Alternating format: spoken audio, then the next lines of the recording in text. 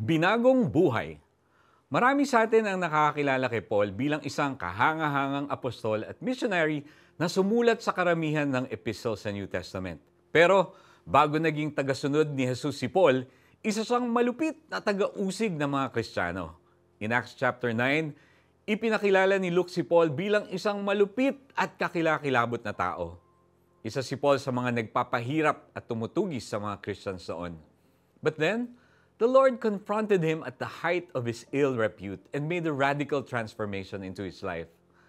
After Paul's encounter with God, God commanded Ananias, isa sa mga tagasunod ni Christ, to minister to Paul.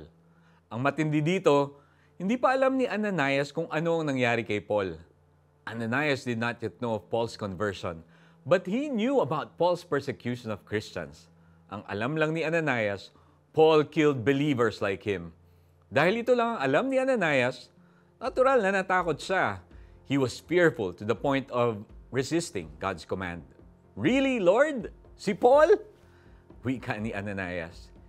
Iniutos ng Diyos kay Ananias na mag-minister siya at magpakita ng pagkalinga kay Paul. However, for Ananias, love was not the first option, or quite possibly, not even an option at all. At malamang, if we were in that situation, pareho rin siguradong mararamdaman natin.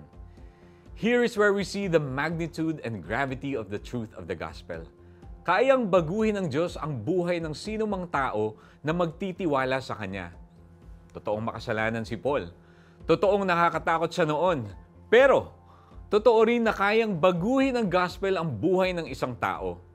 Kaya naman kahit na may valid point ang reluctance ni Ananias, recognizing that he had to minister to Paul, the chief of sinners.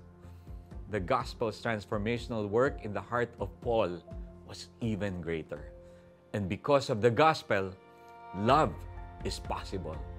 Through the gospel, lives are transformed. Let's pray. Panginoon, salamat sa pag-ibig mo. Salamat sa magandang balita ng kaligtasan na kayang baguhin ang sinumang tao. Sa ngalan ni Jesus. Amen. Reflect on the transformational power of the gospel. Read Luke chapter 19 verses 1 to 10 and Acts 16 verses 27 to 34.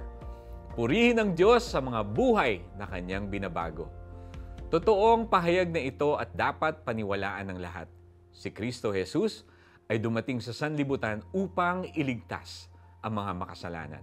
At ako, ang pinakamasama sa kanila. 1 Timothy 1:15. This is Iko Gonzalez, reminding everyone that God is always good and He is mighty to save. God bless you.